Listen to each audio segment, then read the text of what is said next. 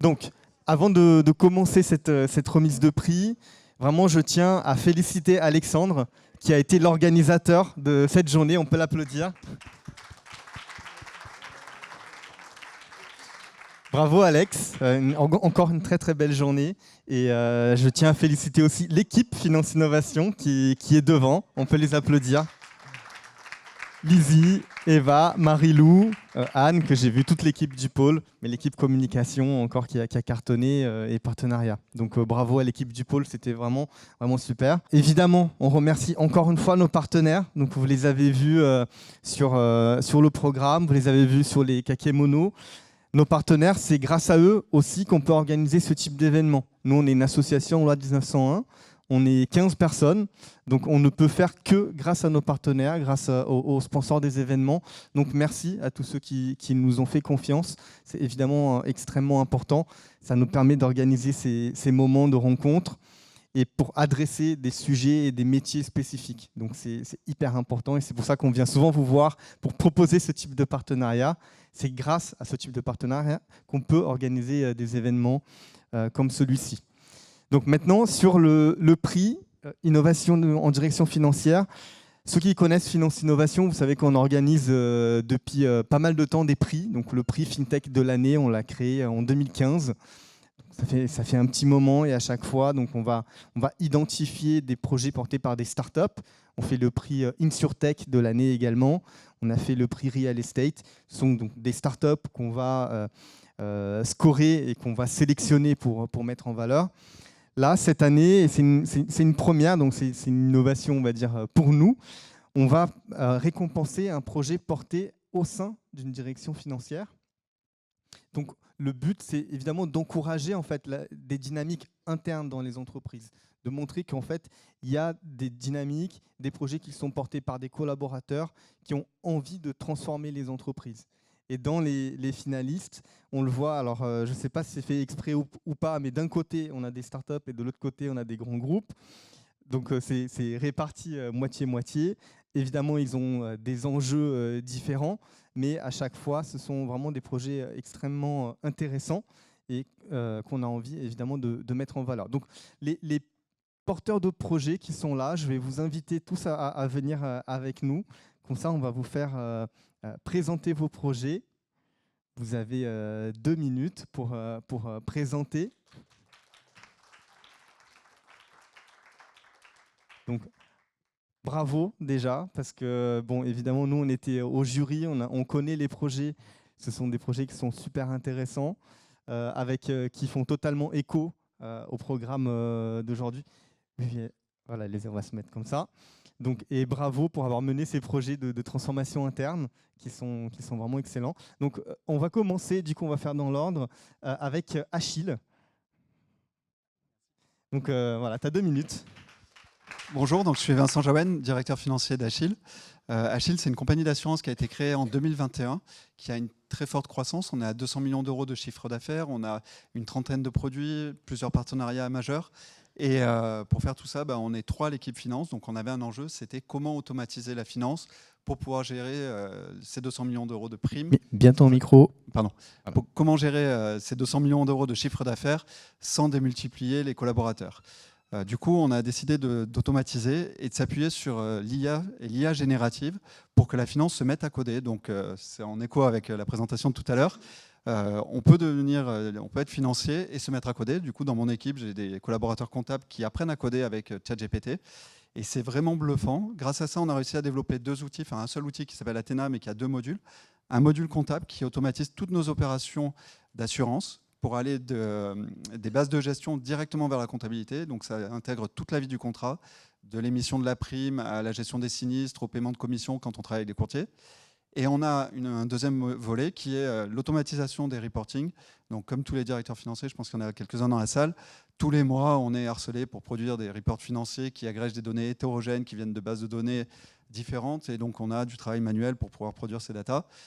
Nous, ce qu'on a décidé de faire, c'est de prendre que des données brutes et de créer un code qui vient les interroger, qui les met en forme et qui les sort sous un report PDF prêt à distribuer à notre direction ou à nos shareholders ou autres. Et donc, voilà, c'était le projet Athena, donc 2 volets, l'automatisation de la comptabilité et l'automatisation de nos reporting. Merci beaucoup. Totalement d'actualité avec nos tables rondes. Donc maintenant, Arkea. Bonjour à tous. Je me présente, je suis Marina Floglet, je travaille à la direction financière du Crédit Mutuel Arkea. Je suis ravie d'être présente aujourd'hui pour vous parler de nos travaux sur la performance globale. Alors effectivement, on a parcouru un beau chemin ces 3 dernières années.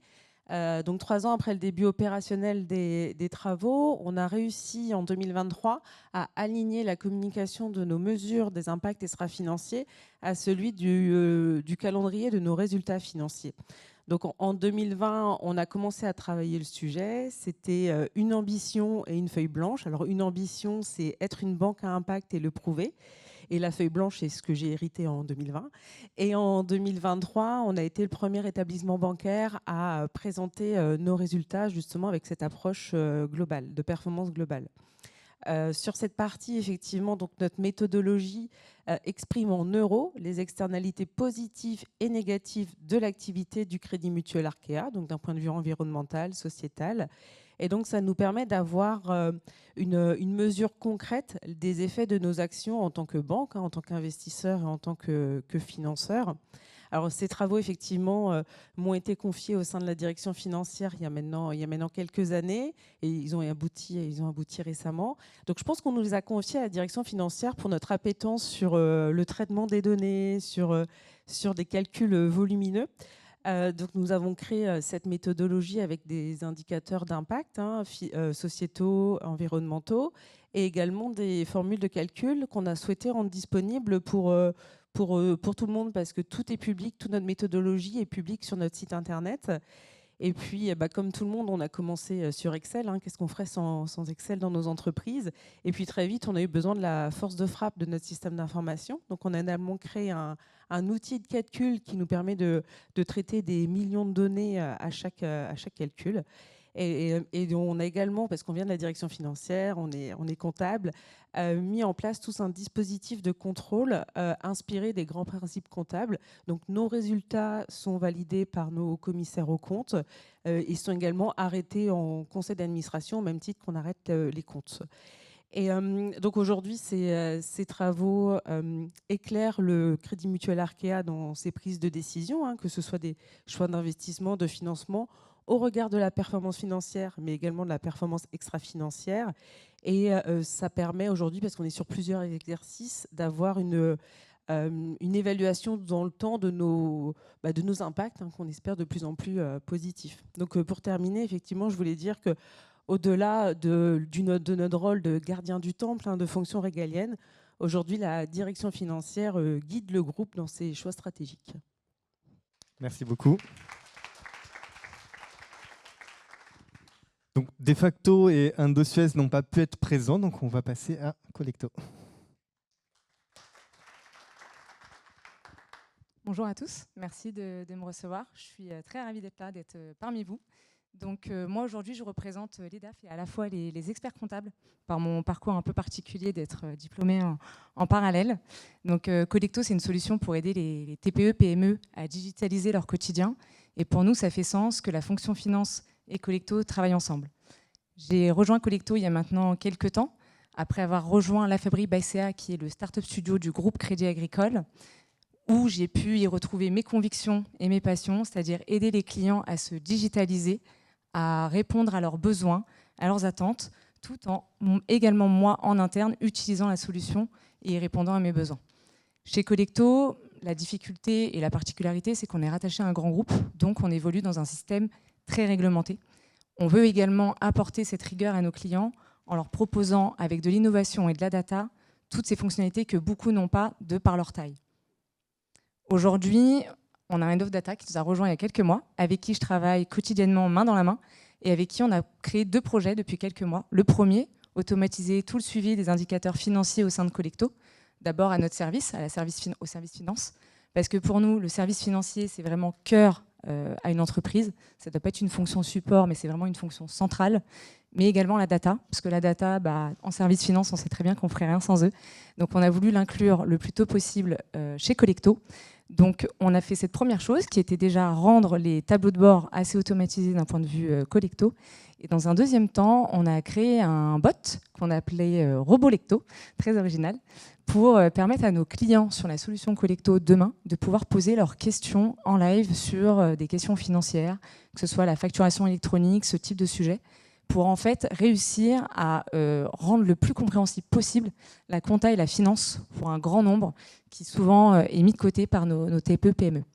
Donc le projet vraiment de Collecto, c'est ça, c'est de comment combiner à la fois la force du groupe et à la fois la force d'une start-up pour répondre à toutes ces TPE-PME qui vont devoir répondre à la facturation électronique dans très peu de temps, qui beaucoup ne sont pas encore digitalisés. Comment ils vont pouvoir y répondre avec Collecto pour les aider à prendre des décisions au quotidien, gérer leurs coûts et pouvoir donner des informations très rapidement à leurs experts comptables et à leurs banquiers. Voilà. Bravo. Et donc, MACSF. Merci. Bonjour à tous. Alors moi, je vais vous proposer un projet qui date un peu par rapport effectivement au LIA, qui a eu lieu il y a quelques années, mais qui était intéressant quand même de vous présenter aujourd'hui. Donc du coup, je représente MACSF. MACSF, c'est le leader des produits et services d'assurance pour les professionnels de santé. Nous avons 1700 collaborateurs en France et environ 500 commerciaux. Et donc, effectivement, avant, c'était la préhistoire, beaucoup de papier, très chronophage et un gros irritant entre la comptabilité et tous les collaborateurs. Donc, nous avons co-créé une application de paiement et de gestion avec une start-up qui s'appelle Manager One et du coup, qui nous a fait du sur-mesure. Donc, ça, c'est un plus. C'est pas un gros outil qu'on achète du marché. Du coup, cet outil comporte 3 lots. Un lot assez classique de cartes bancaires société, qui permet à nos gros commerciaux de réaliser leurs paiements, de prendre en photo les facturettes pour les mettre dans l'application. Et bien sûr, il y a une LADRAD qui permet de récupérer un maximum d'informations pour les besoins comptables. Deuxième lot, c'est le remboursement des frais. Pour les personnes qui n'avaient pas besoin de carte, ils peuvent effectivement demander des remboursements de frais dans l'application. Bien sûr, il faut que ce soit justifié, documenté et bien sûr mettre en avant le caractère des besoins professionnels. Et troisième lot, les indemnités kilométriques. Donc nous avons vraiment mis l'ensemble de nos besoins dans cette application.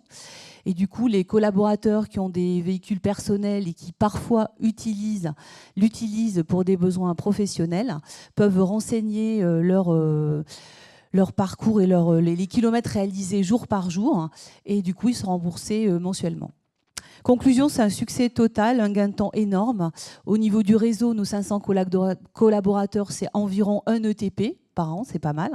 Au niveau des managers, on a mis en place un contrôle a posteriori, donc c'est un gain de temps aussi très important, puisqu'en fait, ça peut être du sondage, ça peut être du contrôle en masse. Au niveau de la compta, c'est pas mal aussi, c'est presque un ETP en gain. Plus de rapprochement bancaire, puisqu'en fait, on récupère les données de la banque. Plus de provisions dans les reportings mensuels, puisqu'en fait, nous sommes en réel. Et surtout, au final, plus aucun comptable ne relance les collaborateurs pour récupérer des justificatifs. Voilà, donc nous avons mis en place un outil simple qui se veut souple et évolutif, puisqu'avec notre start-up, nous pouvons demander des évolutions à façon. Convivial, fiable et sécurisé, c'est de la banque, c'est du cash, donc c'est important que tout soit très sécurisé. Documenté avec des justificatifs, parce que lorsqu'on a un contrôle, lorsqu'on voit les commissaires aux comptes ou un contrôle fiscal, on est très content d'avoir des justificatifs sur toutes les lignes. Du coup, d'avoir des numéros de clients pour pouvoir justifier précisément le besoin professionnel. Voilà, et tout ça pour un prix attractif. Donc, nous sommes passés de la préhistoire à une compta 2.0. Voilà. Bravo. Donc, merci, bravo à tous pour ces super projets menés en interne. Je tiens à remercier évidemment les membres du jury. On était une douzaine sur le jury qui ont pu donc sélectionner le grand gagnant. Alors c'est toujours un peu dur parce que forcément on a dû choisir un gagnant. On a quand même choisi un coup de cœur qui est celui qui est arrivé en deuxième au nombre de votes. Mais voilà, tous les projets, on tient vraiment à les mettre en valeur parce que c'est toujours des aventures compliquées. Et donc, bravo à vous. Donc, maintenant, pour vous annoncer donc, le grand gagnant cette année qui a été sélectionné par le jury, Achille, bravo. Félicitations, on est vraiment sur des sujets d'actualité. Alors attends, on va te passer. Vas-y Alex. Hop. Un petit mot. Merci beaucoup. Alors je vais remercier Achille évidemment, mes fondateurs Ralph Rumi et Francky Desfossés qui m'ont donné une totale liberté depuis 4 ans à la direction financière et c'est comme ça que je m'amuse beaucoup à découvrir l'IA et j'invite tous les directeurs financiers, tous ceux qui galèrent sous Excel ou autre pour faire des reports ou autre, à aller sur ChatGPT, demander comment on code, mais littéralement comment on fait telle fonction en Python et avoir les résultats. Et c'est vraiment, vraiment impressionnant.